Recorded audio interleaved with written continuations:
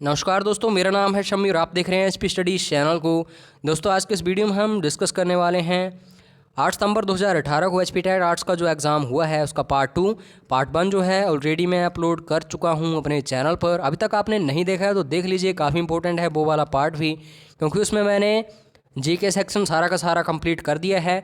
और इस पार्ट की बात करूं, साइकोलॉजी हम डिस्कस करने वाले हैं। लगभग 30 क्वेश्चंस होंगे, तो लास्ट तक देखिएगा वीडियो को। वीडियो से रिलेटेड कोई भी डाउट हो, कोई क्वेश्चन मैं गलत डिस्कस करूं तो आप लोग जरूर कमेंट कीजिएगा। वीडियो की पीडीएफ फाइल चाहिए हो जरूर कमेंट कीजिएगा। सबसे पहले क्वेश्चन की बात करें दोस्तों, आपको याद रखना है प्याजे जो हैं इनके अनुसार अहं केंद्रित क्या है, तो इसका सही आंसर होगा बालक विषय का केंद्र है और हर चीज़ उसके इर्द गिर्द घूमती है। प्याजे की बात करूं, काफ़ी बड़े साइकोलॉजिस्ट थे और ज़्यादा से ज़्यादा स्टेटमेंट्स इन्होंने दी थी बच्चों के लिए। उसके बाद नेक्स्ट क्वेश्चन की बात करूं, मानसिक विकास की मूर्त संक्रिय अवस्था में सामान्यतः किस आयुक्त को शामिल किया जाता है? लगभग 7 से 11 वर्ष जो है बिल्कुल सही आंसर होगा। नेक्स्ट क्वेश्चन की बात करूं, निम्न में से कौन सी विधि विशेष योग्यता आवश्यकता वाले बच्चों के अध्ययन में सहायक है? तो आपको याद रखना है डी जो है केस स्टडी विधि बिल्कुल सही है। किसने कहा वंशानुक्रम व्यक्ति की जन्मजात विशेषताओं का पूर्ण योग है? तो आपको याद रखना है दोस्तों बी ऑप्शन जो है बी एन झा बिल्कुल सही आंसर है। उसके बाद नेक्स्ट क्वेश्चन है, वह बच्चे जिनकी मानसिक आयु कालानुक्रमिक आयु से कम होती है कहलाते हैं?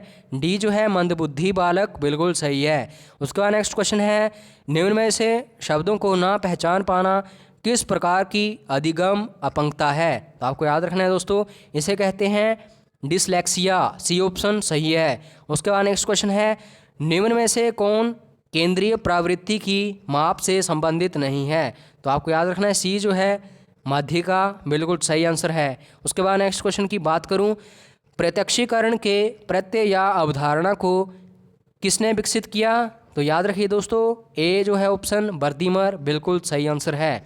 उसके बाद नेक्स्ट क्वेश्चन की बात करूं, the school of behaviourism focuses on studying, तो ये किसकी स्टडी पर फोकस करता है? तो आपको याद रखना है both overt and covert behaviour जो होते हैं उन पर फोकस करता है बिहेवियरिज्म।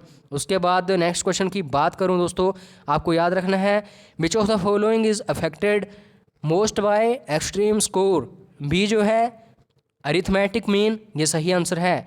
नेक्स्ट क्वेश्चन की बात करूं, what is the mean and standard deviation of 6, 7, 8, 9 and 2? यहाँ पे बात करूं दोस्तों तो स्टैंडर्ड डेविएशन निकालना थोड़ा सा मुश्किल होता है, उसके लिए आपको पहले मीन निकालना पड़ता है। लेकिन अगर आप इस क्वेश्चन का मीन निकाल लेंगे तो स्टैंडर्ड डेविएशन भी अपने आप आपको पता चल जाएगा। कैसे आइए देखते हैं। 6, 7, 8, 9 2 का जो आप कह सकते हैं सम होगा वो होगा 32 और टोटल कितनी संख्याएं हैं 5। तो इसका मीन निकालिए, इसका मीन आएगा 6.4। तो दोस्तों इसमें 6.4 जो है वो आपको सिर्फ ए ऑप्शन में मिल रहा है, तो इसका मतलब यही होगा इसका स्टैंडर्ड डेविएशन होगा 2.43। ऐसे आंसर निकालना था आपको। उसके बाद नेक्स्ट क्वेश्चन की बात करूं दोस्तों तो आपको याद रखना है सह शैक्षिक मूल्यांकन में निम्न में से कौन सा क्षेत्र शामिल नहीं है? तो शैक्षिक विषय जो है शामिल नहीं है, याद रखिए सी ऑप्शन सही है। उसके बाद नेक्स्ट क्वेश्चन की बात करूं, मूल्यांकन डैश है?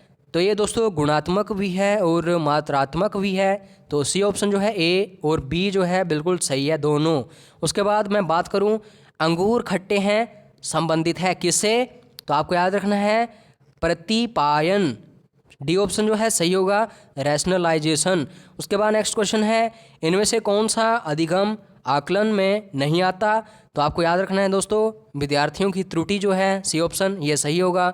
उसके बाद नेक्स्ट क्वेश्चन है, बालक के समाजीकरण में पाठशाला का स्थान होता है?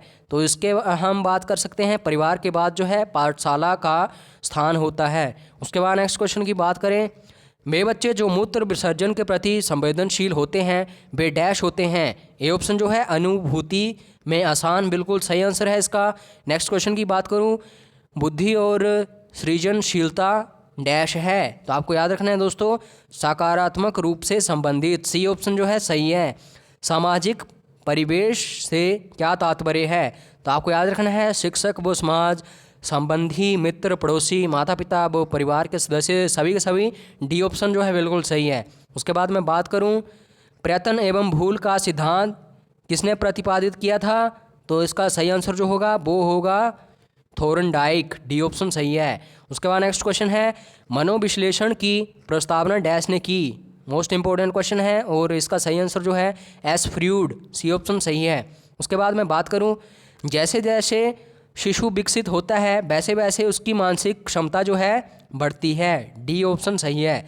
उसके बाद मैं बात करूं, माता पिता के पारस्परिक संबंध बालक के व्यक्तित्व को कैसे प्रभावित करते हैं, तो ये सी ऑप्शन जो है बहुत तेज़ी से, ये सही आंसर होगा।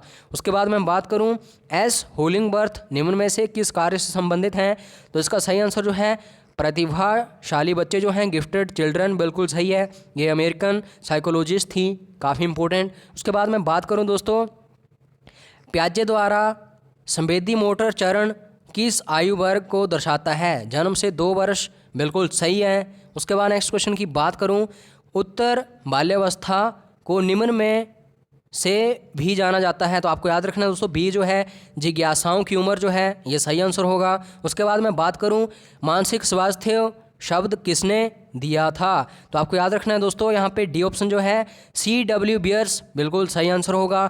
उसके बाद नेक्स्ट क्वेश्चन ही की बात करें, व्यवहारवाद का जनक किसे कहा जाता है, तो आपको याद रखना है यहाँ पे सी ऑप्शन जो है बिल्कुल सही है, J.B. बार्टसन। उसके बाद नेक्स्ट क्वेश्चन है, सुपर ईगो प्राहम एड इडम का पूर्ण विपरीत है, तो आपको याद रखना है दोस्तों, बी जो है सत्य। उसके बाद नेक्स्ट क्वेश्चन की बात करें, बुद्धिलब्धि की गणना करने का सूत्र क्या है, तो दोस्तों यहाँ पे मैं बात करूँ, mental age divided by chronological age into 100, B option जो है बिल्कुल सही है। तो ये था साइकोलॉजी वाला पार्ट 2, और आपको इंग्लिश वाला पार्ट चाहिए पार्ट 3, तो आप लोग ज़रूर कमेंट कीजिएगा। कोई भी क्वेश्चन गलत डिस्कस किया हो ज़रूर कमेंट कीजिएगा, सही नॉलेज जो है लोगों तक पहुंचाइएगा। और नेक्स्ट वीडियो किस टॉपिक पर चाहिए ज़रूर कमेंट कीजिएगा। जुड़े रहिए मेरे चैनल के साथ, वीडियो को लाइक कीजिए अगर ज़रा भी अच्छा लगा हो, और सब्सक्राइब कर लीजिए चैनल को। तो फिलहाल दोस्तों वीडियो देखने के लिए धन्यवाद। जय हिंद, जय हिमाचल।